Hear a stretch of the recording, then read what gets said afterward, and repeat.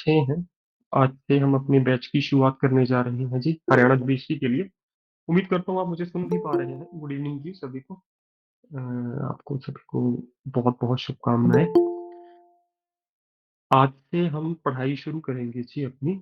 आपके मन में कुछ प्रश्न होंगे, मैं पहले ही उत्तर दे दूं कि सर कट ऑफ क्या आ जाएगी। इस तरह के प्रश्न आपके सबके मन में होंगे, स्वाभाविक है। मुझे कितने दिनों से छात्र पूछ भी रहे हैं। कट ऑफ अगर आपके 390 से ज्यादा अंक है फिर तो बिल्कुल सुनिश्चित रहिए, बिना किसी चिंता के। अगर 390 से कम भी है तो मैं आपको ये कहना चाहूंगा कि पढ़ना मत छोड़िए जब तक रिजल्ट नहीं आ जाता, क्योंकि पहले भी बहुत बार ये छात्रों के साथ हुआ है कि वो हिम्मत छोड़ देते हैं, बाद में उनका नाम आ जाता है रिजल्ट में, तो बाद में बहुत बुरा लगता है। बिल्कुल नीतीश जी, 5 सवाल गलत है आपके, जिनके दो दो उत्तर भी हैं।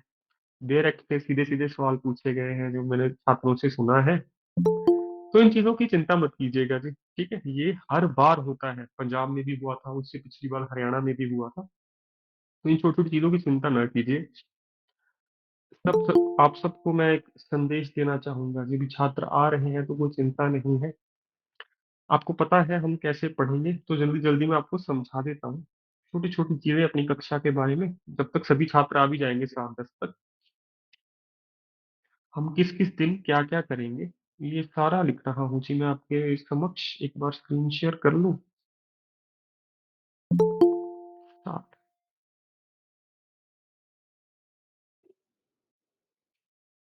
हाँ जी, अब आप मेरी स्क्रीन भी देख पा रहे होंगे। हमारी हिंदी की कक्षा जी 2 महीने का होता है, पूरा का पूरा बैच आपका 2 महीने में से समाप्त कर लेते हैं बड़े आराम से। चाहे तो 50 दिन में भी कर सकते हैं, पर अभी मेंस के लिए हम एक बार तो इतने अच्छे से पढ़ेंगे कि यदि परीक्षा आपकी 2 महीने के बाद 1 महीना और भी लग जाए तो आप उस 1 महीने में केवल वकालत के विषय पढ़ो, लॉ सब्जेक्ट्स पढ़ो। हिंदी आपके लिए एक आसान काम हो जाएगा।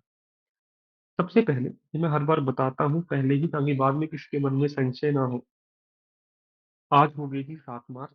आज से हम शुरू करेंगे जी अनुवाद। 20 अंक का प्रश्न होता है जी, सबसे महत्वपूर्ण प्रश्न है। यदि आप पूछो ऐसे या ट्रांसलेशन में से महत्वपूर्ण क्या है, ट्रांसलेशन। ये क्यों? क्योंकि यहाँ पे बहुत कम शब्द लिख के भी आपको क्या मिल जाएगा जी, 20 अंक में से 15 भी प्राप्त हो जाएंगे। जबकि निबंध में 5 शीट्स भर के भी आपको 15 अंक मिले, इसकी संभावना पूरी नहीं होती जी, ठीक है। तो अनुवाद पे हम ज्यादा मेहनत करेंगे आने वाले 2 हफ्तों में। तो ये पढ़ेंगे हम 2 हफ्ते, 2 सप्ताह, ठीक है। 2 सप्ताह हमारा केवल अनुवाद ही होगा जी, ठीक। अभी छात्र आ रहे हैं, कुछ चिंता नहीं, तब तक आ जाएंगे। उसके बाद है जी आगे, इसके बाद हम करेंगे जी अनुवाद के बाद दूसरा है व्याख्या। एक तो है जी पद्यांश की व्याख्या।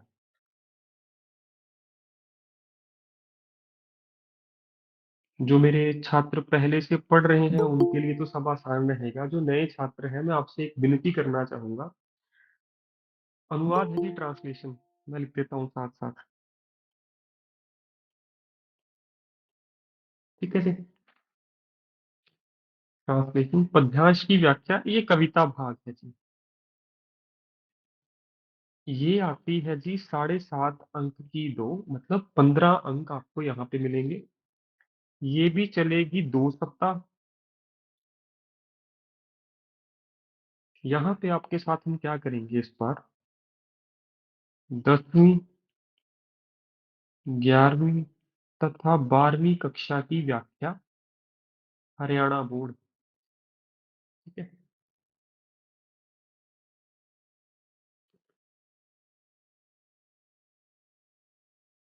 और ज्यादातर छात्र गलती क्या करते हैं जी, व्याख्या को बहुत ज्यादा समय देते हैं, जबकि ये इतनी मुश्किल है नहीं। पंजाब में भी हमने, जो मेरे छात्र पुराने हैं उनको पता होगा, व्याख्या पे बहुत ज्यादा समय मत दीजिएगा। 2 हफ्ते बहुत है इसके लिए, इससे ज्यादा व्याख्या पढ़ने की जरूरत नहीं है।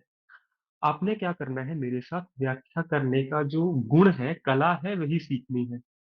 उसके बाद इस दुनिया की कोई भी कविता आपको उठा के दे दे, आप बड़ी आसानी से उसकी व्याख्या कर दोगे, और इतना ही करना है आपको।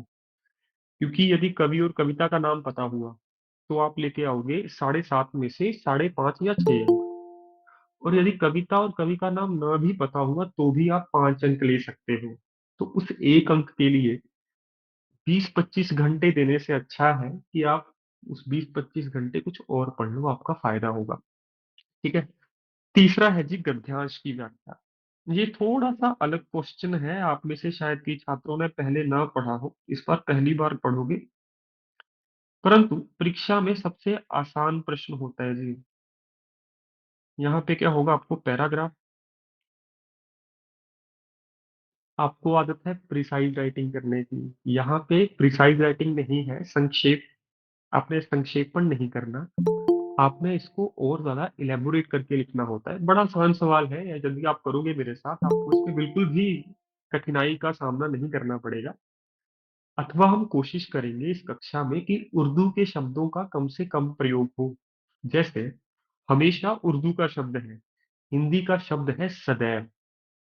मुश्किल उर्दू का शब्द है, हिंदी का शब्द है कठिन। तो मैं ऐसे हर रोज 5 शब्द लिखवाऊंगा आपको, जो आपने धीरे धीरे ठीक करना है मेरे साथ। क्योंकि यदि आप 100 में से 60 से ज्यादा अंक लेना चाहते हो तो आपको ये छोटी छोटी चीजों का ध्यान रखना पड़ेगा जी। गद्यांश की व्याख्या, ये भी 15 अंक का एक ही सवाल होगा जी। और ये बहुत आसान सवाल है, इसको हम सिर्फ 4 या 5 दिन देंगे जी, इससे ज्यादा नहीं। ठीक है। उसके बाद आगे आते हैं जी।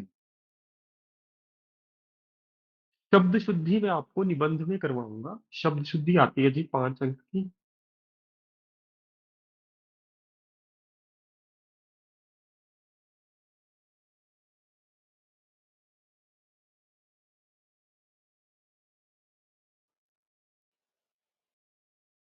इसको हम निबंध में साथ साथ करेंगे, तो इसको अलग से हम कोई समय नहीं देंगे, समय व्यर्थ नहीं करेंगे अब अपना।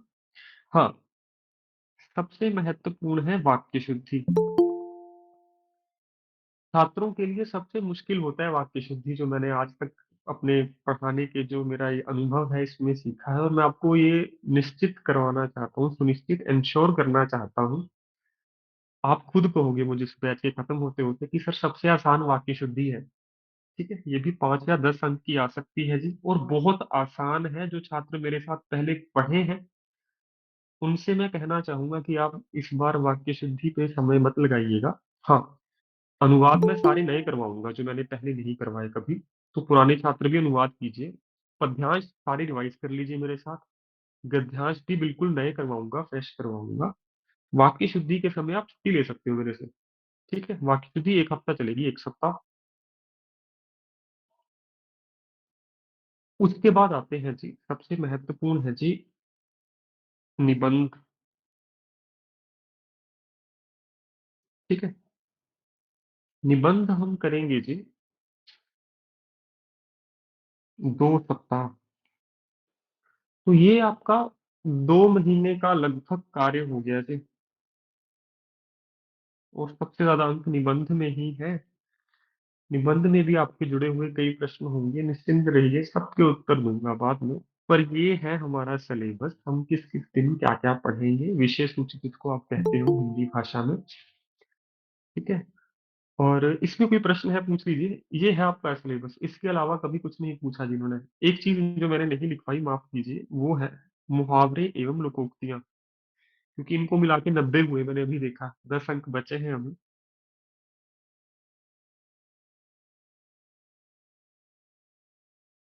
ये 5 अंक के भी पूछ लेता है कई बार, कई बार 10 अंक के। ठीक है। मुहावरे हम अंत में करेंगे, सबसे अंत में, जब आपका सिलेबस भी खत्म हो जाएगा, फिर जब आपके मॉक टेस्ट होगे ना, तो मैं आपको मुहावरे एज ए होमवर्क दूंगा, और इसकी क्लासेस यूट्यूब पे चलाएंगे हम। गूगल मीट पे नहीं पढ़ेंगे मुहावरों को। पंजाब के समय भी हमने ऐसे ही किया था। तो मुहावरे आप कैसे करोगे, मान लो आप खाना खा रहे हो, तो बस वो यूट्यूब की वीडियो चला लीजिएगा। इतने अच्छे से आपको समझ आएंगे कि आपको सारे मुहावरे बिना रट्टे मारे याद हो जाएंगे। ठीक है। मुहावरे एवं लोकोक्तियां भी पूछता है, जिसको पंजाबी में आप अखान कहते हो। तो इसके लिए अलग से समय नहीं देंगे, समय हम इन विषयों को देंगे जी। किसी का कोई प्रश्न है आप पूछ सकते हो, आपका सिलेबस से जुड़ा हुआ।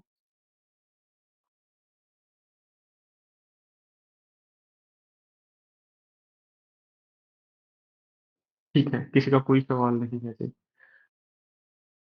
आज से आप अपनी तैयारी ऐसे शुरू कीजिए कि आपका 2 महीने बाद ही परीक्षा है। ऐसा करने से फायदा क्या होगा, क्योंकि हरियाणा में इलेक्शन आने वाले हैं, आपको पता है, अभी सेंटर के भी इलेक्शन है लोकसभा के।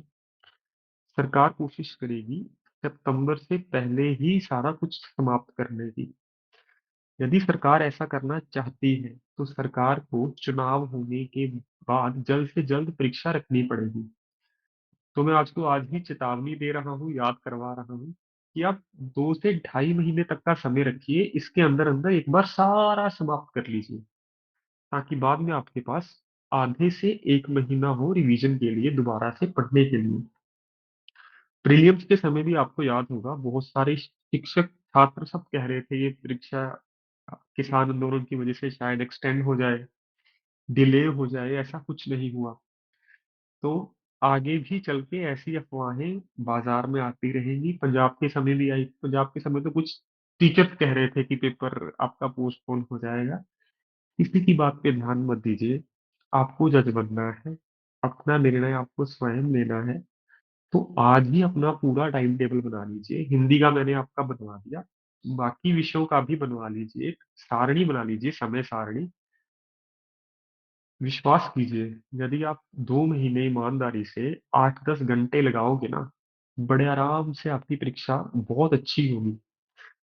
आपके साथ साथ मैं भी पढ़ूंगा जी हर रोज कम से कम 8 घंटे, क्योंकि आपकी दो तो क्लासें होती हैं 1.5-1.5 घंटे की, वो 2-2 घंटे की हो जाती है अंत में। 4 घंटे वो, 5-6 घंटे मैं आपके होमवर्क चेक करता रहता हूँ सारा दिन। आप होमवर्क भी भेजोगे, मैं आपको बाद में करवाऊंगा वो। तो मेरा जो अब तक का गुड अनुभव इवनिंग है। सर। गुड इवनिंग जी, अभी शुरू किया, अभी कुछ नहीं किया जी, निश्चिंत रहिए पृथ्वी। अभी तो बस मैंने बताया है मैं क्या क्या करूंगा। तो यदि आप 2 महीने हर रोज 10 घंटे से ज्यादा समय दे दोगे ना, आपकी परीक्षा हो क्लियर होने की संभावना बहुत ज्यादा बढ़ जाती है। मैं अपना पिछला रिजल्ट लिख रहा हूँ जी। पंजाब जुडिशरी के समय मेरे पास कुल 311 बच्चे थे जी पंजाबी में। इसमें से केवल 33 छात्र ऐसे थे जो हर रोज 2 महीने 10 घंटे से ज्यादा पढ़ पाए। ये प्रीलिम्स से मेंस के बीच की बात है। प्रीलिम्स से पहले मैं कभी किसी को कुछ नहीं कहता, जो पढ़ते हैं उनका परीक्षा अच्छी होती है। ठीक है, इनमें से सबसे पहले 29 छात्र कर गए थे जी मेन।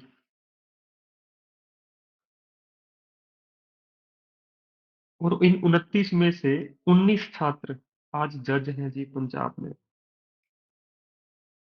तो मैं आप सबसे कहूंगा, आप भी इस तरीके से हर रोज पढ़िए। ये मौका बहुत कम छात्रों को मिलता है प्रीलिम्स के बाद मेंस तक। 10 घंटे का समय कम है, ईमानदारी से बता रहा हूँ, वरना 12-13 घंटे आम बात होती है छात्र के लिए, अगर आप खुद से जज बनना चाहते हो, दूसरों के कहने पे नहीं। तो हर रोज पढ़िए जी। ठीक है, आपको परीक्षा पास करने से कोई नहीं रोक सकता। कुल हमारे बच्चे 62 बने हैं जी, छात्र जज बने हैं। ये 33 छात्र वो है जो जिन्होंने मुझे हर रोज संदेश भेजा, मैसेज भेजा कि सर हम इतने घंटे पढ़ लिए, हम इतने घंटे पढ़ लिए। ठीक है, तो मैं आपसे कहना चाहूंगा, सब कुछ छोड़ छाड़ के लग जाओ, भूल जाओ दुनियादारी को। आपके दोस्त आपको कहेंगे कि पेपर पोस्टपोन हो जाएगा, रिट पड़ जाएगी, ये सब होता है, हर बार होता है, रिट हर बार पड़ती है जी। पहली बार नहीं पड़ेगी, इस बार भी पड़ेगी। उन चीजों पे ध्यान मत दीजिए। अभी 5 क्वेश्चन आपके पता है, आप सबको यूट्यूब पे भी कई वीडियोस आ रही हैं कि 5 क्वेश्चन गलत है, उनके दो आंसर है, या ये बाद में डिलीट हो जाएंगे। आपको कोई मतलब नहीं है इन चीजों से। ठीक है, यदि आप अच्छा प्रदर्शन करोगे, आप परीक्षा पास कर जाओगे बड़े आराम से। और ये मेरा अनुभव है कि मेंस तक तो मैं आपकी सहायता करूंगा। मेंस तक तो आपके और मेरे हाथ में है सब कुछ। मेंस के बाद हमारे हाथ में कुछ नहीं है, सब किस्मत का खेल है। ठीक है, क्योंकि ये मैंने देखा है, जिन छात्रों को मुझे लगता था कि बहुत अच्छे अंक आएंगे इंटरव्यू में, वो नहीं कर पाए। तो इन चीजों के बारे में मत सोचिएगा। और एक और जरूरी सूचना, जब आप 10 घंटे पढ़ते हो ना, कम से कम 5-6 दिन बाद ज्यादातर लड़कों के साथ ये समस्या होगी कि हम सपने देखना शुरू कर देते हैं। अगर क्लियर हो जाएगा उसको ऐसे बोलेंगे, बता देंगे करके, ये कर देंगे, वो कर देंगे। फिर आप गाने भी वैसे ही सुनते हो। ठीक है, चाचे मामे आधे सिरा तेरी मनाई, ये मैंने देखा है पंजाब में सारा कुछ। इन चीजों में मत फंसिएगा, सपने मत देखिए। ठीक है, आपका सिर्फ एक ही सपना होना चाहिए कि मैं मेंस लिखूं, उस दिन लिखने के बाद मुझे अच्छी नींद आए बस। यदि आप इतना काम कर दोगे ना, मेंस क्लियर हो जाएगा आपका। इंटरव्यू के बारे में कोई कुछ नहीं कह सकता जी। ठीक है, ये 62 छात्र वो है जो जज बने हैं, मेंस तो हमारे 150 से ज्यादा छात्र क्लियर कर गए थे जी। ठीक है, तो इन चीजों में आप ध्यान मत दीजिएगा, क्लियर होने के बाद क्या होगा क्या नहीं होगा। सबसे बड़ी बीमारी है, सबसे बड़ा नशा है सपने देखना। ठीक है, तो इस नशे से दूर रहिएगा। ठीक है, और खास तौर पे लड़कों को कह रहा हूँ, मैं भी इसका शिकार था एक समय पे। ठीक है, अब हम इन चीज की चिंता नहीं करते, बस मेहनत करी जाओ, कर्म करते रहो, फल जो होगा देखी जाएगी। ठीक है, क्योंकि मेंस क्लियर करना भी बहुत बड़ी बात होती है जी। ठीक है, तो आइए शुरू करते हैं फिर आज की कक्षा। उम्मीद करता हूँ आपको समझ आया जो मैं बताना चाहता था, हर रोज कैसे पढ़ें, कितना पढ़ें। हर सब्जेक्ट का एक शेड्यूल बना लीजिए, एक सारणी बना लीजिए, उसको पूरा कीजिए, आपको अच्छी नींद आएगी। पहले 5-6 दिन काफी सवाल होंगे मन में, इतना कैसे खत्म होगा ये वो, पर जैसे जैसे आप पढ़ते चले जाओगे ना, आपके लिए चीजें बहुत आसान हो जाएंगी जी। इस चीज के लिए मुझ पे विश्वास कीजिए, हम साथ रहेंगे अंत तक। ठीक है, यदि आप मेरे साथ पढ़ोगे। अथवा फीस से जुड़ा भी बता देता हूँ, फीस की चिंता मत कीजिएगा मेरे साथ बिल्कुल भी। आप चाहे मेन से एक दिन पहले फीस वापस भी मांगोगे ना, कि सर रिफंड चाहिए, मैं फुल रिफंड देता हूँ जी। ठीक है, क्योंकि कारण उसका ये है कि मेरा जो मोटिव है वो ज्यादा से ज्यादा बच्चों की सहायता करना है। ठीक है, फीस हमने 6,000 रखी है, 3,000 रखी है, वो सब आपको पता है पहले से ही। पर हाँ, यदि आपको किसी दिन भी ऐसा लगे कि सर पढ़ के आपके साथ अच्छा नहीं लग रहा या आप अच्छा नहीं पढ़ा रहे, घबराइएगा मत, मुझे बस एक संदेश भेज देना कि सर आई वॉन्ट टू, या अंग्रेजी हिंदी में कुछ भी लिख के भेज दीजिएगा कि नहीं हो पा रहा है। आपको पूरा का पूरा रिफंड मिलेगा जी। ठीक है, उस चीज के लिए मेरे साथ निश्चिंत रहिएगा फीस के लिए। ठीक है, मैं आपको बिल्कुल भी तंग नहीं करूंगा आपकी पूरी यात्रा में, क्योंकि पंजाब में भी मेरे 10 से ज्यादा बच्चे बाद में फीस देके गए हैं जज बनने के बाद। ठीक है, और ज्यादा देके गए हैं, 12-12 हजार, 6,000 के 12-12 हजार दिए, अभी कुछ बच्चे देंगे भी कि सर फर्स्ट सैलरी आएगी फिर देंगे। तो उस चीज के लिए मेरे साथ आप बिल्कुल भी चिंता मत कीजिएगा, मेरा कभी भी आपको फोन कुछ नहीं आएगा कि फीस भरो फीस भरो फीस भरो। अभी एक ही एम रखिए, मेंस की तैयारी। ठीक है, और उसके अलावा कैसी भी आपको सहायता चाहिए, आपकी कोई समस्या आ जाए जीवन में, कुछ परेशानी हो, आर्थिक परेशानी भी हो, इकोनॉमिक प्रॉब्लम भी हो, मुझे बस एक फोन मैसेज कर दीजिएगा। और निश्चिंत रहिएगा, बड़ा छोटा भाई कुछ मर्जी समझो मुझे। ठीक है, पर मैं आपके साथ हूँ इस यात्रा के दौरान, क्योंकि ऊपर वाले ने मुझे पंजाब में इतना दे दिया जितना मैंने उससे नहीं मांगा था। तो अब मैं कोशिश करूंगा कि इस बार और ज्यादा किया जाए आप लोगों के लिए। ठीक है, तो कोई भी समस्या हो बस मुझे संदेश भेजिएगा, अपना बड़ा छोटा भाई समझ के। तो आइए शुरू करते हैं, ये बातें मैं दोबारा नहीं करूंगा ये सारी। ठीक है, आज पहला दिन है, आज ही ऐसी बातें की आपके साथ, क्या पढ़ना है, कैसे पढ़ना है, कैसे आगे बढ़ेंगे हम, बाकी सब हम धीरे धीरे कर लेंगे। ठीक है, सब हो जाएगा जी, बस समय समय पर अपना 10 घंटे पढ़िए, उससे ज्यादा पढ़िए, अच्छी नींद आएगी आपको। ठीक, तो आइए शुरू करते हैं जी। आज का जो हमारा विषय है जी, आज से शुरू करते हैं अनुवाद।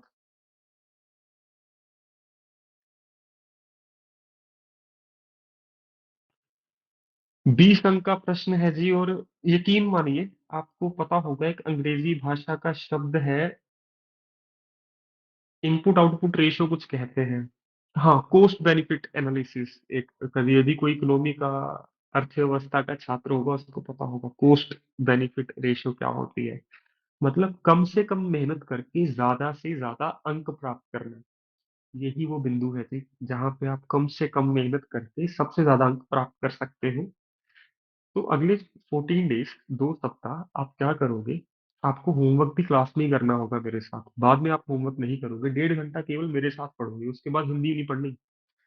उसके बाद आपने सिर्फ 5 मिनट देने हैं, जो बच्चे होमवर्क चेक करवाएंगे उनकी मैं गलतियां निकालूंगा जी।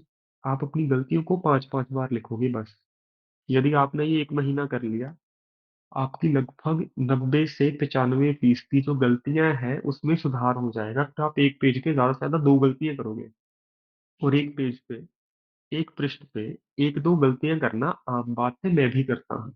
ठीक है, उसमें कोई बुराई नहीं है, पर दो से ज्यादा मत कीजिएगा, फिर समस्या खड़ी हो जाएगी आपके लिए।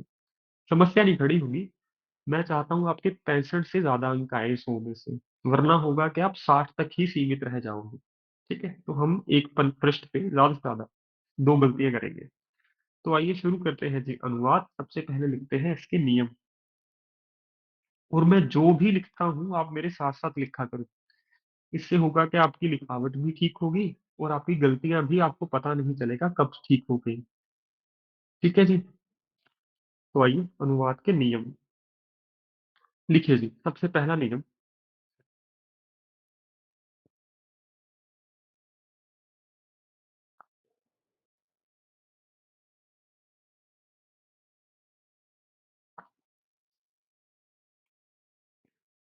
सबसे पहले आपने किस चीज का ध्यान रखना है जी? टेंसेस, जिसको आप कहते हो काल। परीक्षा में जाके जब आप नर्वस हो जाते हो, घबरा जाते हो, तो सबसे बड़ी गलती यही होती है काल की, कि आपको सेंटेंस दिया है पास्ट हुई, ठीक है, आप इसको प्रेजेंट में लिख रहे हो। जैसे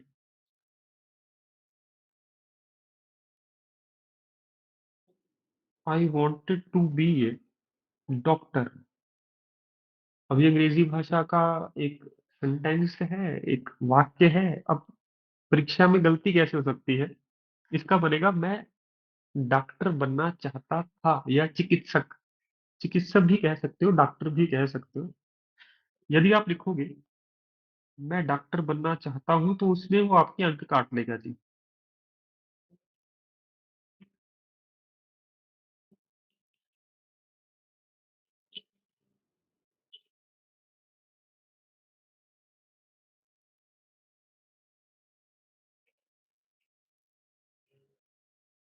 तो आप समझे मैंने गलत लिखा है इसका उत्तर,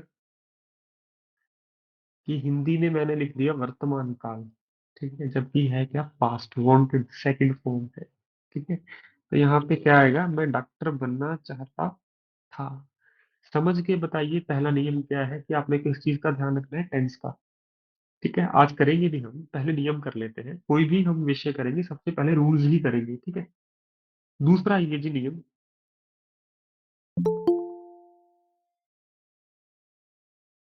साइंस। जैसे आपके पास है जी,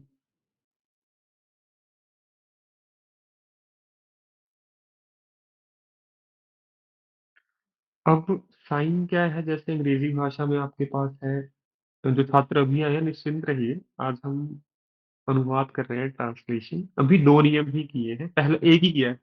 ठीक है, तो आप आराम से समझ जाएंगे कि काल का ध्यान रखना है आपने। दूसरा है जी साइंस, जैसे question mark, sign of exclamatory, और कैसे है जी इन्वर्टेड कोमा। ये सारे आप हिंदी भाषा में भी प्रयोग करोगे। ठीक है, कई बार जल्दबाजी में क्या होता है, हम चिन्ह जो है, चिन्ह इनका प्रयोग नहीं करते। ठीक है? तो इनका प्रयोग करना है हमें परीक्षा में। यहाँ पे भी आपका वो आधा अंक काट लेता है, यदि आप कोमा डालना भी भूल जाओ वहां पे। ये भी आज करेंगे। तीसरा है जी, तीसरा नियम है यहाँ पे जो हमें अनुवाद में ध्यान रखना है, वह है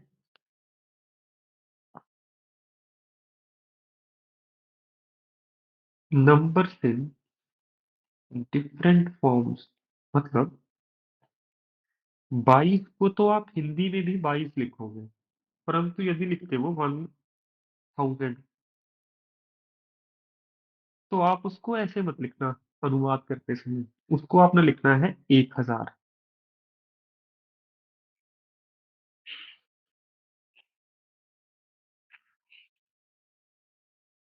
समझ गए? तो अगर कोई अंक नंबर है तो उसको नंबर ही रहने दो, पर यदि वो लिखा हुआ है अंग्रेजी भाषा में, तो आप उसको हिंदी भाषा में ही लिखेंगे। इस चीज का ध्यान रखिएगा। अगला नियम है जी चौथा,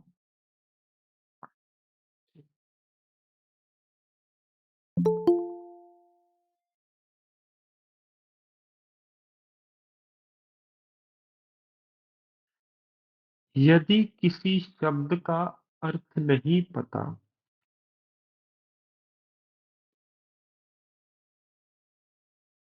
यदि किसी शब्द का अर्थ नहीं मालूम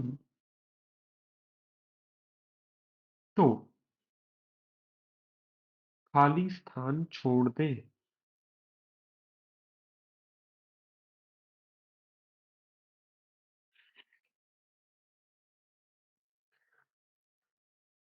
मान लीजिए तीन चार शब्द हैं अंग्रेजी भाषा के, आज आएगा भी ऐसा एक सवाल आपके सामने, तो हो सकता है उन तीन चार में से एक शब्द का आपको अर्थ नहीं पता हिंदी भाषा में। यदि आप उसी समय उसको सोचने बैठ गए ना, आपको मेंस में पता नहीं चलेगा कब 10 मिनट निकल गए। तो हमने क्या आदत बनानी है, हो सकता है, होगा, हो क्या सकता है, होगा, ये मेरे साथ भी होता है, यदि आज भी मैं मेंस लिखने जाऊं तो पूरे अनुवाद में 3 से 5 शब्द ऐसे होंगे जो एकदम से याद नहीं आएंगे एग्जाम प्रेशर में। हमने उसका क्या ढंग निकाला है कि उसके लिए रिक्त खाली स्थान छोड़ दो। आपको बाद में खुद ही उसका उत्तर याद आएगा जब आप निबंध लिख रहे होंगे। यकीन मानिए, ये आपने थ्री इडियट्स देखी है ना, कि जब वो ड्रोन बना रहा होता है उस समय तो कुछ याद नहीं आता, पर जब वो खेल रहा होता है फिर उसको पता चल जाता है कि ड्रोन में वो क्या गलती कर रहा है। ये कुछ वैसा ही है। एग्जाम प्रेशर में कोई शब्द का अनुवाद नहीं पता, ट्रांसलेशन नहीं पता, खाली स्थान छोड़ दो बस। बाद में उसका उत्तर आपको खुद याद आएगा। ठीक है, उसमें चिंता करने की कोई विषय नहीं है। और पांचवा और आखिरी नियम है अंग्रेजी भाषा के मुहावरे।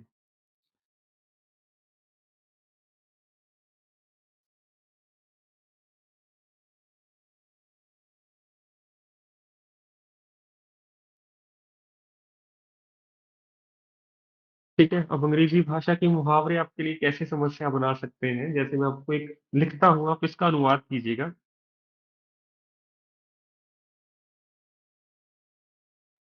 मान लो ये परीक्षा में लिखा है, इसका क्या अनुवाद करोगे, कैचिंग एवरीवन्स आई। जिनको इसका उत्तर पता है वो अनम्यूट कर सकते हैं, जब मैं कहूँ आप बोल सकते हैं। ठीक है, जब मैं पढ़ा रहा हूँ फिर आप शांत रहिएगा। आपको मैं कक्षा के बाद 15 मिनट दूंगा सवाल पूछने के लिए, कोई भी सवाल हो आपका कक्षा से वो आप बाद में पूछ सकते हो। परंतु अब मैं आपसे पूछना चाहता हूँ, किसी को इसका उत्तर पता है क्या होगा हिंदी भाषा में? सभी का ध्यान आकर्षित करना। ये बहुत बढ़िया जी, बिल्कुल, क्योंकि मैंने ध्यान जब पिछली केंद्रित बार, करना हाँ, हो सकता। कैच नहीं, सबकी आंखों का तारा नहीं, सबका ध्यान आकर्षित करना या केंद्रित करना, एक ही बात है, बिल्कुल सही लिखा है आपने। पर जब जी मैं पिछली सर। बार पढ़ा रहा था हरियाणा के लिए, तब एक बच्चे ने लिखा था सबकी आंखें नोच लेना। ठीक है, तो ऐसा कुछ मत कीजिएगा। बहुत कम संभावना है वो मुहावरा पूछे आपसे। परंतु मुहावरा यदि पूछे तो आप लिखते लिखते समझ जाओगे, वाक्य लिखते लिखते, कि यार ये कुछ बन नहीं रही बात, मतलब ये मुहावरा है। ठीक है, सबका ध्यान आकर्षित करना।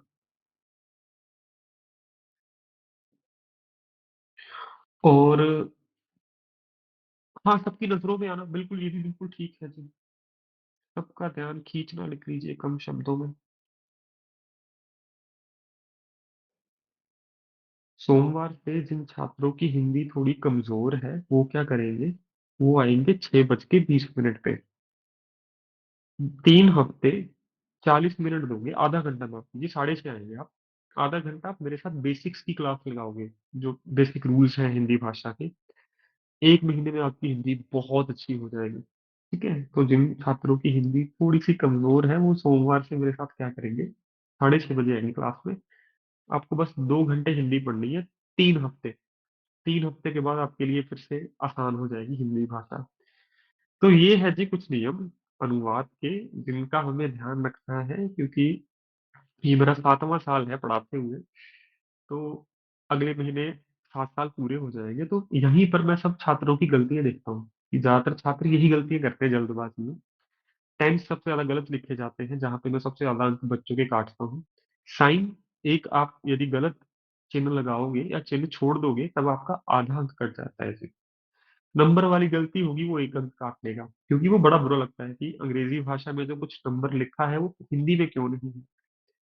मुहावरे की गलती पे टीचर हंसता है कि यार ये क्या लिख दिया तुमने। ठीक है, जैसे सबकी आंखें नोचना, तो ऐसी गलती से बचिएगा। सबकी नजरों में आना बिल्कुल ठीक है, सबका ध्यान केंद्रित करना। सबकी आंखों का तारा भी प्रयोग किया जा सकता है यदि सेंटेंस कुछ ऐसा हो, वाक्य कुछ ऐसा हो। तो आइए शुरू करते हैं जी हम आज की कक्षा फिर। जो सुबह करवाया जाता है कक्षा में वही शाम को करते हैं जी हम।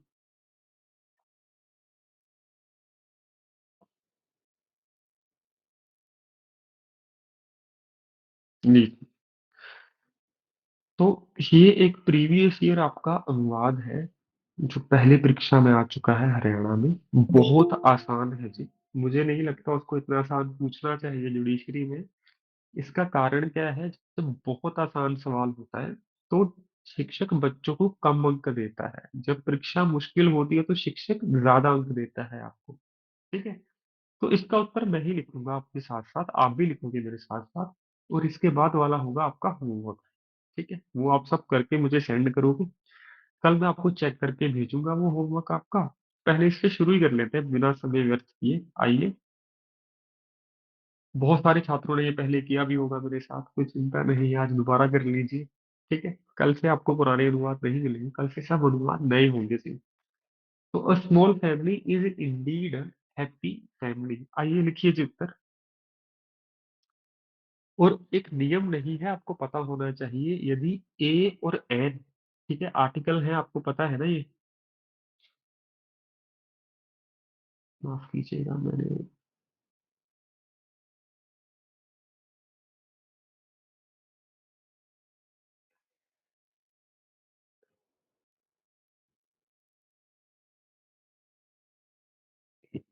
एक सेकंड दीजिए, मैंने ना एक गलती कर दी। हाँ, अब ठीक है। ए और एन का आपने ध्यान रखना है। ए का अर्थ होता है एक, जैसे a small family is indeed a happy family. एक छोटा परिवार ही एक सुखी परिवार होता है, इंडीड। ठीक है, तो अ लिखा है ना दो बार, तो इन दोनों का आप प्रयोग करेंगे, लिखिए जी। अ स्मॉल फैमिली, एक छोटा परिवार,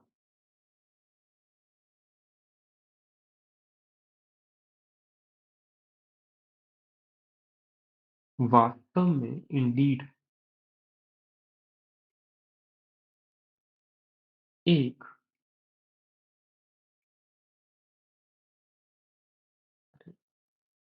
सुखी परिवार होता है। आप देखोगे आपके साथ साथ मेरी हैंडराइटिंग भी ठीक होती चली जाएगी। ठीक है, तो हर रोज लिखेंगे आपकी, पहले दिन की और महीने बाद देखिए कितना फर्क पड़ गया इस चीज में। एक छोटा परिवार वास्तव में एक सुखी परिवार होता है।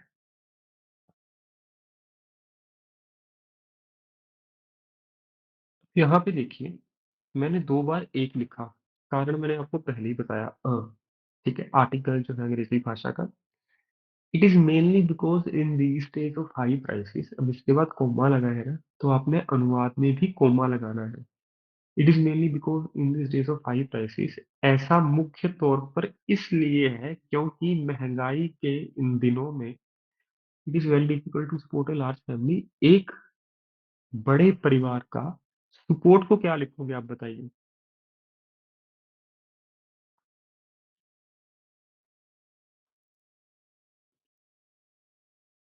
सर बाकी सपोर्ट को है जी, पालन पोषण। पालन पोषण, बिल्कुल जी। ठीक है, गुजारा भी लिख सकते हो, आपका वाक्य थोड़ा अलग हो जाएगा। बड़े परिवार का गुजारा होना मुश्किल है। ठीक है, परंतु सपोर्ट का अर्थ यहाँ पे सहायता नहीं है, तो इस चीज का अपना ध्यान रखना है कि शब्द का अर्थ वाक्य के साथ साथ बदलता है। ठीक है, किसी के मन में ये सवाल नहीं होना चाहिए कि सर सपोर्ट का अर्थ तो सहायता है, बिल्कुल सहायता है, परंतु वाक्य में उसका प्रयोग कैसे किया गया है। एक ही वर्ड नाउन भी हो सकता है, वर्ब भी हो सकता है, मैं ये कहना चाहता हूँ आपसे। ऐसा मुख्य, इट इज मेनली बिकॉज, ऐसा मुख्य तौर पर इसलिए है,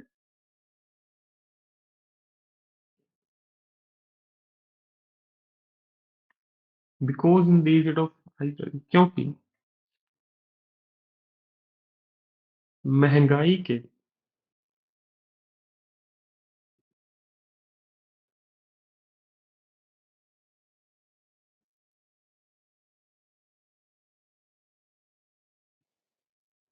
इन दिनों में, comma, it is very difficult to support a large family.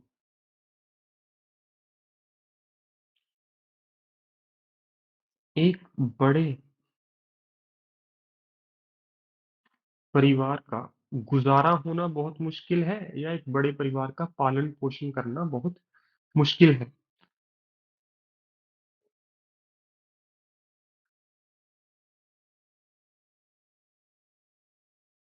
पोषण शब्द देखिएगा, शुद्ध शुद्ध में आ सकता है, और मैं आपको ऐसे जितने भी शब्द बताऊंगा शुद्ध शुद्ध में आ सकते हैं। आप नोटबुक के टॉप पे लिखा करो उनको, ठीक है, और जब भी समय लगे देख लिया करो एक बार। करना, बहुत। अब मैंने कहा था मुश्किल शब्द है उर्दू का, हिंदी का क्या शब्द है जी? कठिन। कठिन है। आगे आइए जी। Each member of the family requires food, clothing, education and accommodation. ये वही पंक्ति आ गई जिसकी मैं आपसे चर्चा कर रहा था पहले। चार शब्द है। सबसे पहला फूड, भोजन, क्लोथिंग, कपड़ा, एजुकेशन, शिक्षा। अब मान लीजिए परीक्षा में आपको एकदम से अकोमोडेशन याद नहीं आ रहा, तो कैसे करेंगे, मैं आपको करके दिखाता हूँ। देखिए, each member of the family, परिवार के प्रत्येक सदस्य को, ईच होता है जी प्रत्येक, परिवार के प्रत्येक सदस्य को,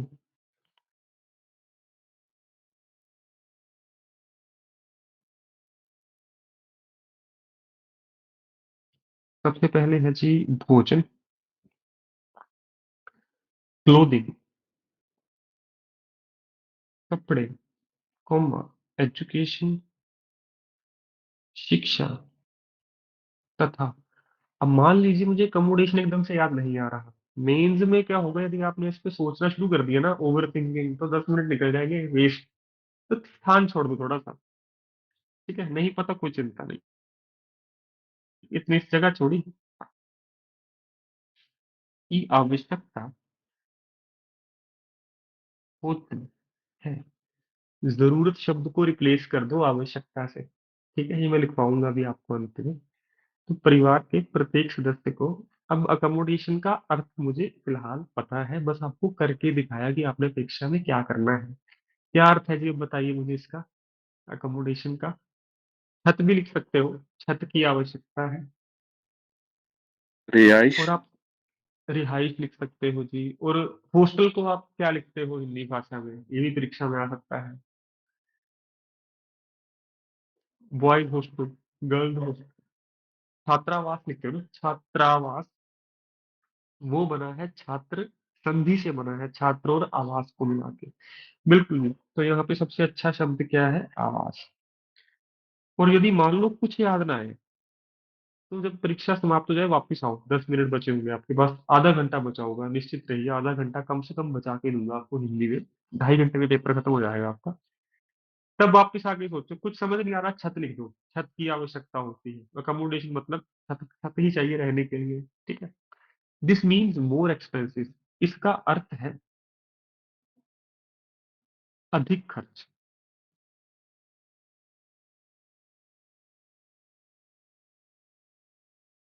और मीन का अर्थ मतलब मत लिखना, ठीक है, मतलब हिंदी में नहीं है, उर्दू का शब्द है, हिंदी का है अर्थ। इसका अर्थ है, इसका अर्थ अधिक खर्च है। एक गलती जो मैं सबसे आम देखता हूँ, ज्यादातर बच्चे क्या करते हैं, है को पहले लिख देते हैं। जैसे मैंने बोला भी गलत कि इसका अर्थ है अधिक खर्च। 95%, 95% सेंटेंसेज में है अंत में ही आएगा सर, ठीक है। तो है को कोशिश कीजिए अंत में रखा जाए, पहले ना लिखा जाए, ठीक है। आगे है जी, the income of a person being limited, अच्छा, एक, हाँ, एक मनुष्य की आय, व्यक्ति भी लिख सकते हो, मनुष्य भी लिख सकते हो। आय के स्थान पर यदि आप आमदनी भी लिख दोगे तब भी बिल्कुल ठीक है, और यदि कुछ याद ना आए फिर जाके तनख्वाह लिखिएगा, ठीक है। एक मनुष्य की आय सीमित होने के कारण,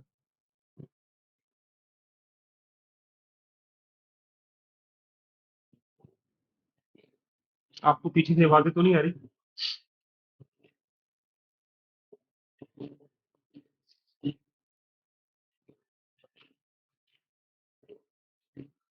the larger the family, the poor the standard of living. जितना बड़ा परिवार होगा उतना ही जीवन का स्तर निम्न होगा। पुअर को यहाँ पे गरीब नहीं लिखना, निम्न लिखना है। ठीक है।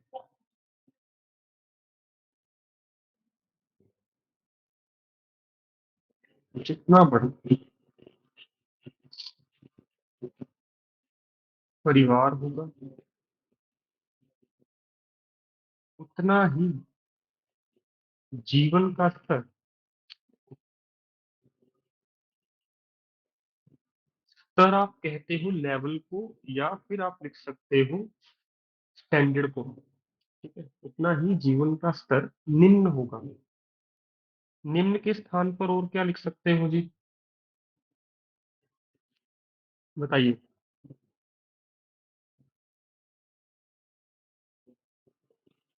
छोटा। छोटा, हाँ छोटा नहीं आ सकता ना सर यहाँ पे, वही यही मैं आपसे कहना चाहता था, छोटा नहीं आ सकता, जीवन का स्तर छोटा नहीं हो सकता, हाँ कम हो सकता है। न्यूनतम बहुत अच्छा शब्द है जी, निम्न भी अच्छा शब्द है। ठीक है। सीमित। सीमित लिख सकते हो। हाँ, सीमित मतलब एक लिमिटेड सा होगा। नीचा स्तर, नीचे, हाँ स्तर नीचा हो सकता है, बहुत बढ़िया। तो आप समझ गए होंगे, खराब भी लिख सकते हैं, बिल्कुल श्रेष्ठ जी। तो आप समझ गए होंगे कि एक शब्द के कई अर्थ हो सकते हैं, पर आपका शब्द वाक्य पढ़ के समझ आना चाहिए कि आप कहना क्या चाहते हैं। ठीक है। सारे लिख देता हूँ, निश्चिंत रहिए, अंत में करवाऊंगा न्यूनतम वगैरह सारे स्पेलिंग आपके अंत में लिखूंगा, कम से कम मत लिखिएगा, इससे अच्छा कम लिख दीजिएगा। तो ये है जी आपका पहला प्रश्न हमारी कक्षा में। जैसे मैंने आपको इसमें सारे रूल्स फॉलो करने की कोशिश की है। ठीक है। और जैसे आपके सवाल होंगे ना शब्दों को लेके, सर ये शब्द बता दीजिए, कुछ भी होगा वो आखिर में आपको मैं 15 मिनट दूंगा, उसमें सारे के सारे सवाल होंगे ऐसे। ठीक है, तो उसके लिए निश्चिंत रहिएगा। हाँ, मैसेज में आप टाइप करते रहिएगा ताकि बाद में भूल जाओ तो मैं चैट पढ़ के सारे शब्द दोबारा देखो। ठीक। तो सबको सारे नियम समझ आए, बताइए जी।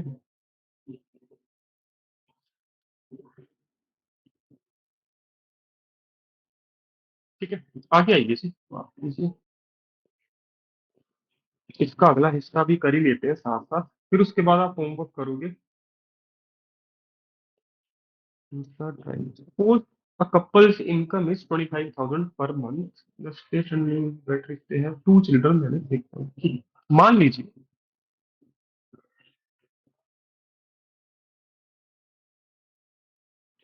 मान लीजिए couples income is 25,000 per month. अब कपल को, उसको कैसे पता चलेगा आप पंजाब से हो? आप यहाँ पे लिखोगे जोड़ा। ठीक है, तो यहाँ पे जोड़ा नहीं होता कपल। यदि आप हिंदी के अखबार पढ़ते हो तो कल और परसों अंबानी जो कपल है उनके लिए एक शब्द लिखा हुआ था, बताइए क्या कहते हैं कपल को? दंपति। दंपति। बहुत बढ़िया जी, दंपति। ठीक है, तो ये शब्द यदि आप लिखोगे तभी आपको वो 15 अंक देगा 20 में से। मान लीजिए एक दंपति की आय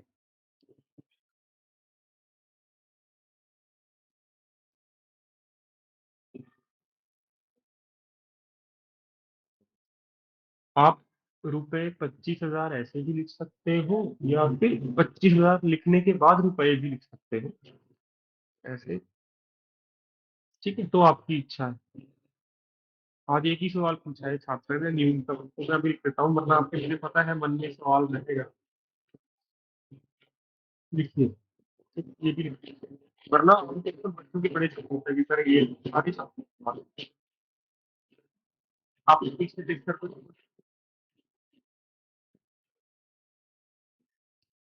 बताइए। मेरे पड़ोस में शादी है, तो आपकी जाता हूँ, तो ये थोड़ा सा बज रहा है, अगर आपको आवाज नहीं आ रही फिर मेरे हेडफोन अच्छे हैं। मान लीजिए दंपति की आय 25,000 रुपये प्रति माह।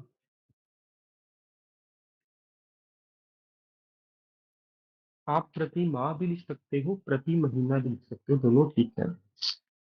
Comma, their standard of living will be better if they have two children than a big family. उनका जीवन स्तर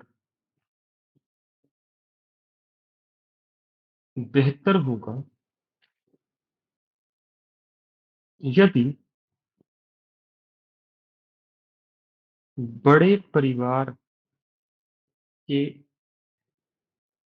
स्थान पर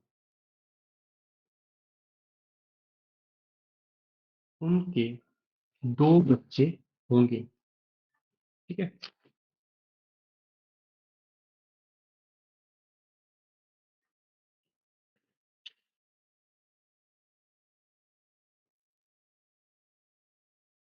ये बनेगा जी इसका। और इस पंक्ति को आप अलग से भी लिख सकते हो कि मान लीजिए दंपति की आय 25,000 रुपये प्रति महीना है, उनका जीवन स्तर अच्छा होगा यदि एक बड़े परिवार की तुलना में उनके दो बच्चे होंगे। तो वही बात मैंने दो बार कही अलग अलग ढंग से, दोनों में पूरे पूरे अंक मिलेंगे आपको, क्योंकि वही लिखा है उन बात को। अ स्मॉल फैमिली दस इज एन इकोनॉमिक नेसेसिटी। एक छोटा परिवार इसलिए एक आर्थिक आवश्यकता है।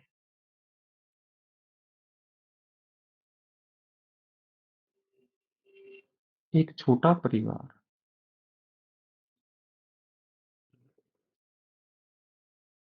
इसलिए,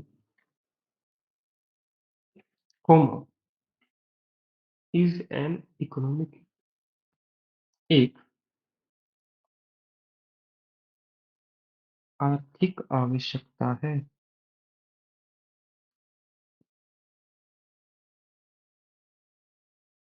ये शब्द यहाँ पे पूरा नहीं आएगा।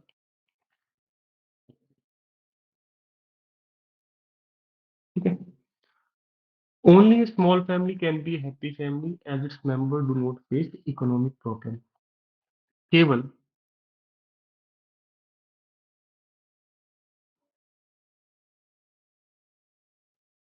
एक छोटा परिवार ही सुखी परिवार हो सकता है,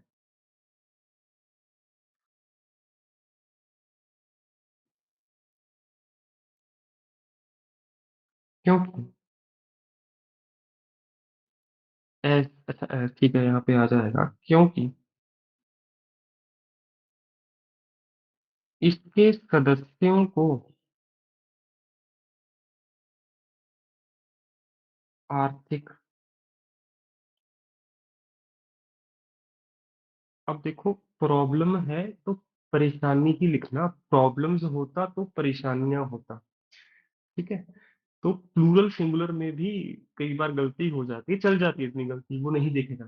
ठीक है, क्योंकि उसको बहुत सारे क्वेश्चन पेपर चेक करने हैं, आंसर शीट। परंतु हम इस चीज का ध्यान रखेंगे कि सिंगुलर प्लूरल यदि मैं भी गलत लिखूं, उसी वक्त आप मैसेज में टाइप कीजिए, दूसरे की गलती जल्दी दिखती है। ठीक है। तो ये चीज का आप फायदा लीजिए, यदि मैं कोई सिंगुलर प्लूरल में गलती करूं, टेंस में गलती करूं, कोई भी गलती करूं, आप प्लीज टाइप कीजिए। उससे होगा क्या, कहीं ना कहीं आपके मन में भी जो अवचेतन मस्तिष्क है, सबकॉन्शियस माइंड है आपका, उसमें वो चीज चली जाएगी। ठीक है। क्या लिखा, केवल किस सदस्य को आर्थिक समस्या का सामना नहीं करना पड़ता।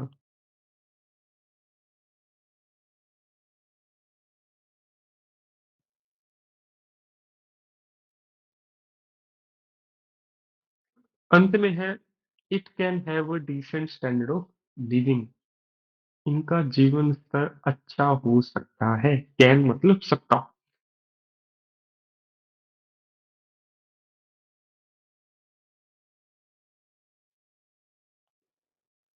इनका जीवन स्तर अच्छा हो सकता है।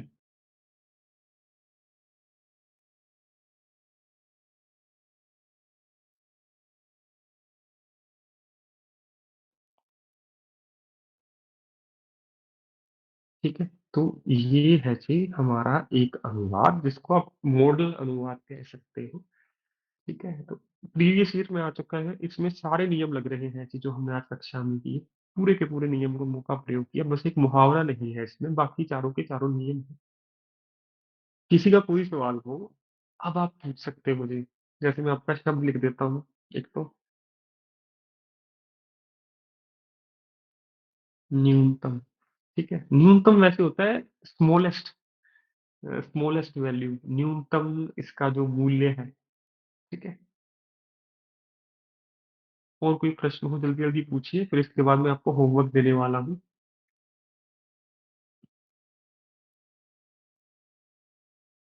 नहीं है तो आप शुरू कर सकते हैं, ये आपका प्रश्न है। बोलिए बोलिए, जिनका प्रश्न है वो बोलिए। बाकी छात्र इसका अनुवाद करना शुरू कीजिए। मुश्किल है ये प्रश्न, पर यकीन मानिए यदि आप इसमें 10 से ज्यादा अंक ले आए ना। सर एक नंबर हिंदी आप बोल के पूछिए प्रश्न, मुझे समझ नहीं आया जी आपका। जैसे आपने बोला सर एक नंबर हिंदी में नहीं आते, मुझे समझ नहीं आया जी। सर मेरे को ये बोलना था, जैसे 36 को हिंदी में क्या बोलते हैं वो नहीं आता। अच्छा 36 में, ये मैं सारी आपको देता हूँ लिस्ट, निश्चिंत रहिए, ये आपको ओके सर। नंबर्स की लिस्ट। हाँ 36 तो 1.5 गुना लिखा है वहां पे। ओके ठीक ओके है, सर। कोई चिंता नहीं। तो ये आपका होमवर्क है जी आज का। आपके पास 12 मिनट है इसको करने के लिए, शुरू कर दीजिए। और करके मैं आपको ग्रुप्स में नंबर भेज रहा हूँ अपना होमवर्क चेकिंग वाला। इसकी एक पिक्चर क्लिक करके मुझे भेजिए, पीडीएफ मत बनाइएगा, सिर्फ एक तस्वीर लीजिए, भेजिए। ठीक है, स्क्रीन यहीं पे मैंने रोकी है मनस्वी जी, ये आपका होमवर्क है इसीलिए। ठीक है, तो 12 मिनट है, शुरू कर दीजिए आवाज कम करके। ठीक है, और इस पे सारे नियम लगाइए। कोई शब्द नहीं पता, इस हफ्ते में आपकी सहायता करूंगा। आप चैट में मुझसे शब्द पूछिए, मैं चैट में उत्तर दूंगा उसका। गुरप्रीत जी आप सवाल पूछिए जल्दी। सर उस वर्ड का मीनिंग दोबारा बता दीजिए, न्यूनतम का। न्यूनतम होता है मैम मिनिमम, स्मॉलेस्ट। ठीक है, एक छात्र ने ही पूछा था मुझसे ये। ठीक है, तो आज तो सिर्फ एक शब्द है, आगे आगे देखोगे 20-20 शब्द पूछेंगे, तो मैं इसीलिए कहता हूँ एक बार कक्षा समाप्त हो जाए, फिर चाहे आधा घंटा मुझसे सवाल पूछते रहिए, कोई समस्या नहीं है इसमें। ठीक है, तो आपका ये होमवर्क है, आज 1 घंटे की ही कक्षा होती है पहले दिन। ठीक है, कल से हम हर रोज 3 अनुवाद करेंगे। ठीक है, 3 ट्रांसलेशन इसी कक्षा में, 2 हम मिलके करेंगे, एक आपका होमवर्क रहेगा। तो इसको करके ही जाइएगा। ठीक है, ये आदत बना लो, होमवर्क भी क्लास में ही करके आपने जाना है हर रोज। तो इसको सॉल्व कीजिए, तस्वीर भेजिए, मैं आपको अभी नंबर भेजता हूँ अपना आपके ग्रुप में। बस फिर आप छुट्टी कर सकते हो, और जिनके सवाल होंगे वो रुक जाइएगा। 7:53 हो गए हैं, 8:05 तक कर लीजिए इसको।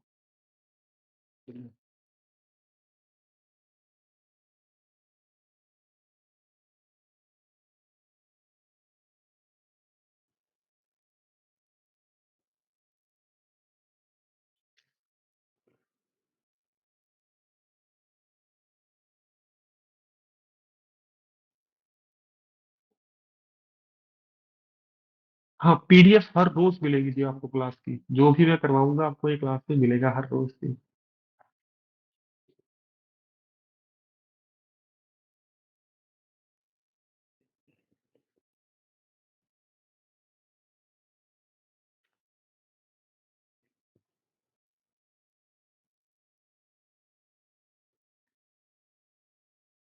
आपका ग्रुप है जी, हाँ दोनों में भेज देता हूँ। बफेटिंग होता है जी टकराना या चीरना।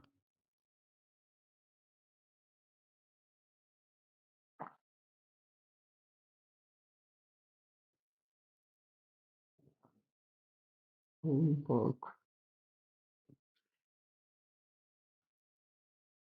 हाँ जी, आपके दोनों ग्रुप्स में कॉन्टेक्ट मिल गया होगा आपको, उसी पे आप अपना होमवर्क भेजोगे आज से, यदि आप होमवर्क चेक करवाओगे।